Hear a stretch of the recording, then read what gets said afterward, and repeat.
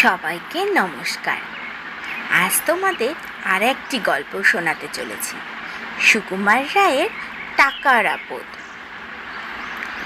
বুড়ো মুচি রাত দিনই কাজ করছে আর গুনগুন গান করছে। তার মেজাজ বড় খুশি, স্বাস্থ্যও খুব ভালো, পেটে খায়, স্বাচ্ছন্দ্যে দিন চলে যায়।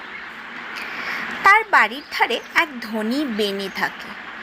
বিস্তর টাকা, তার মস্ত বাড়ি, অনেক চাকর বাকর, কিন্তু মনে তার সুখ নেই, স্বাস্থ্যও ভালো নয়।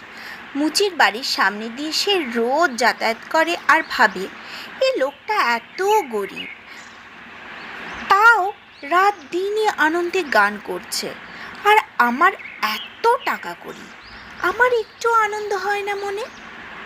গা তো দূরের কথা, ইচ্ছে হলে তো টাকা দিয়ে রাজ্যের বড় বড় ওস্তাদ আনিয়ে বাড়িতে গাওয়াতে পারি, নিজেও গাইতে পারি, কিন্তু সেই ইচ্ছা হয় কই?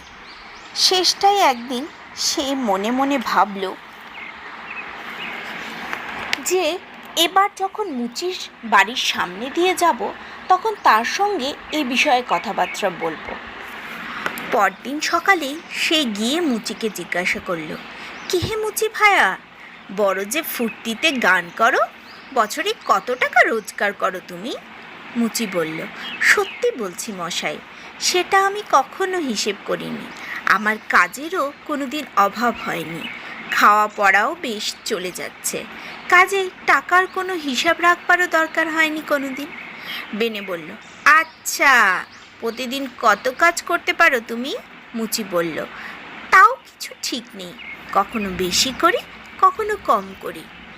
মুচির সাদাসিধে কথাবার্তায় বেনে বড় খুশি হলো।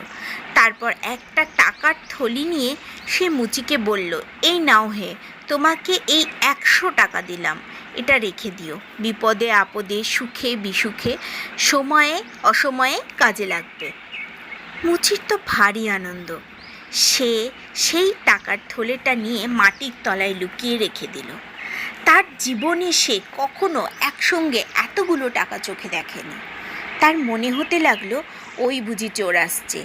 বেড়াল ম্যাও করতেই সে মনে করল,